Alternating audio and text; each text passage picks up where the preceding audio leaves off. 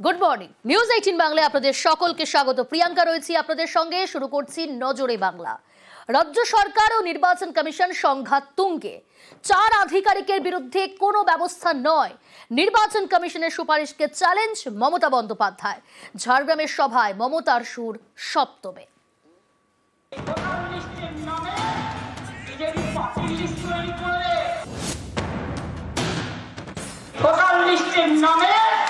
BJP party list তৈরি করলে একটাও ভোটারের নাম যেন বাদ না যায়।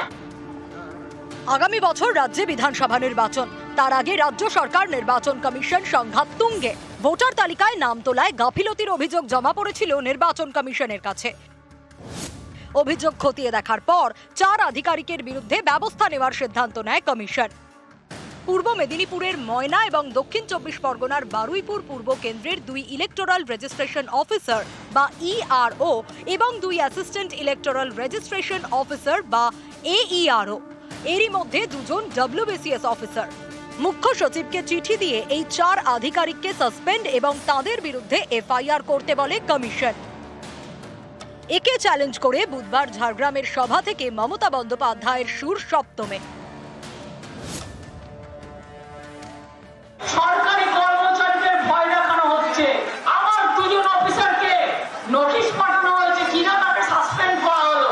আমরা বলি তোমার ইলেকশন এখন ডিক্লেয়ার হয়েছে, কোন আইনের বলে তুমি নোটিশ পাঠিয়ে দিচ্ছ, সাসপেন্ড করছো আর বলে দিচ্ছ এফআইআর করতে হবে না।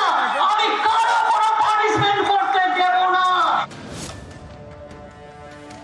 ইলেকশন কমিশন ব্যক্তি হিসেবে তিনি হচ্ছেন অমিত শাহর হাতের পুতুল। বিজেপির ফোন দেখলে পারে না, বিজেপির ফোন দেখলে অমিত শাহ দালালি করছো আর হোম মিনিস্টার নিজেকে মনে করেন উনি যা বলবেন তাই হবে। ভোটের বিহারে ইতিমধ্যেই এসআইআর শুরু করেছে নির্বাচন কমিশন।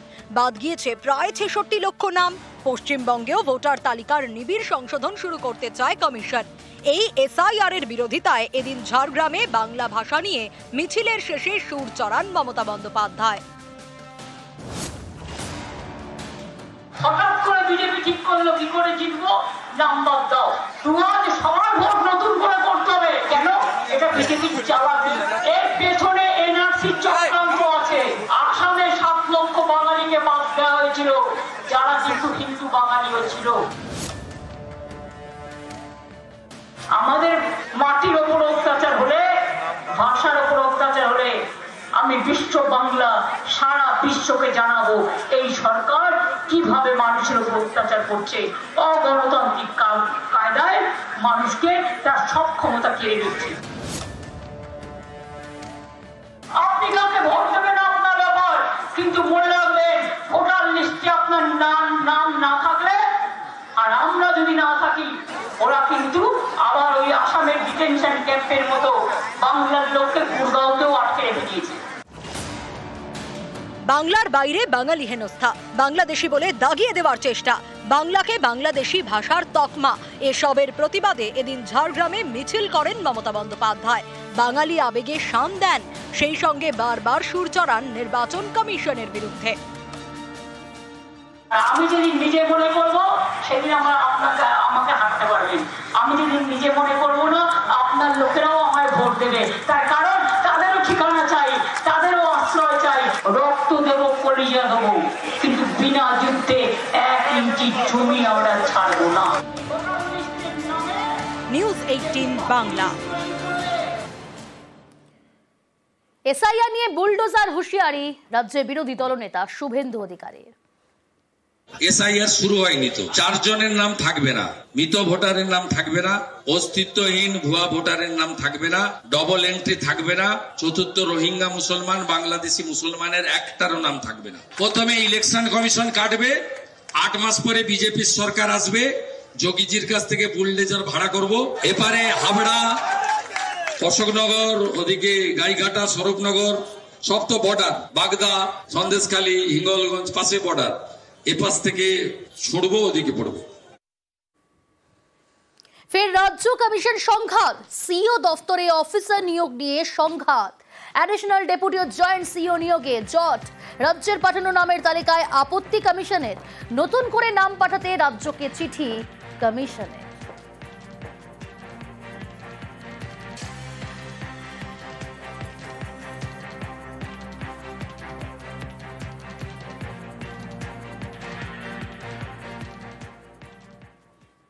আজ আদিবাসী দিবসের সূচনায় মুখ্যমন্ত্রী। রাজ্যের উদ্যোগে 4 দিন ধরে আদিবাসী দিবস। চলতি বছর প্রথমবার 4 দিন ধরে আদিবাসী দিবস পালন। 7 থেকে 10ই অগস্ট রাজ্যের উদ্যোগে আদিবাসী দিবস। 9 তারিখ মূল অনুষ্ঠানের আগে আজ সূচনা। দুপুরে ঝাড়গ্রাম স্টেডিয়াম থেকে আদিবাসী দিবসের সূচনা।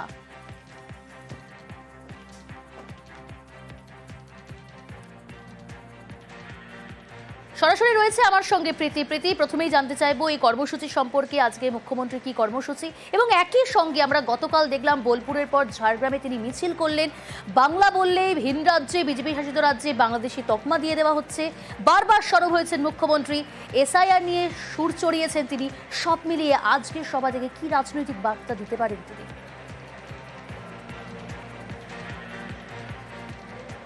একদমই আজকের দিন অর্থাৎ 7ই অগস্ট প্রতি বছরে কিন্তু মেদিনীপুর এবং ঝাড়গ্রামে এই আদিবাসী দিবস উদযাপন করা হয়। তবে এবছরে ঝাড়গ্রামের যে স্টেডিয়াম মাঠ রয়েছে সেই স্টেডিয়াম মাঠে মুখ্যমন্ত্রী মমতা বন্দ্যোপাধ্যায় তিনি উপস্থিত থাকবেন এবং স্বাভাবিকভাবেই আমরা সকলেই জানি যে মেদিনীপুর এবং ঝাড়গ্রাম জেলা আদিবাসী অধ্যুষিত এলাকা এবং এখানে মূলত আদিবাসীদের বাস। স্বাভাবিকভাবেই সামনে বিধানসভা নির্বাচন রয়েছে। আজকের দিনে মুখ্যমন্ত্রী মমতা বন্দ্যোপাধ্যায় তিনি আদিবাসী সম্প্রদায়দের উদ্দেশ্যে কি বলেন সেদিকে সকলের নজর রয়েছে।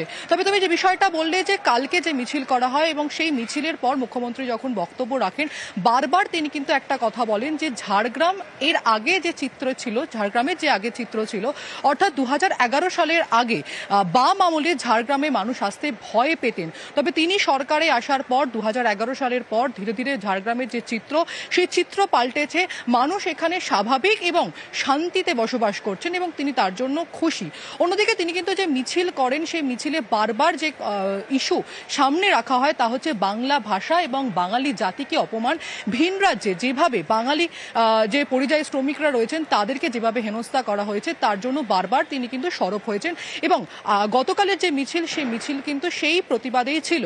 আজকে মুখ্যমন্ত্রী মমতা বন্দ্যোপাধ্যায় তিনি যে অনুষ্ঠান করবেন সেখান থেকে জানা যাচ্ছে যে আদিবাসী সম্প্রদায়ের মানুষের হাতে তিনি যে সরকারি সুযোগ সুবিধা সে সমস্ত সরকারি সুযোগ সুবিধা তুলে দেবেন এবং পরবর্তীতে তিনি কি বার্তা রাখেন তাদের উদ্দেশ্যে সেদিকে যেমন আমাদের নজর থাকবে, তেমন তোমাকে আরো একটা বিষয় জানিয়ে রাখি, সামনে বিধানসভা নির্বাচন, লোকসভা নির্বাচনে এই আসনে অর্থাৎ ঝাড়গ্রাম আসনে তৃণমূল যথেষ্ট ভালো ফল করেছে।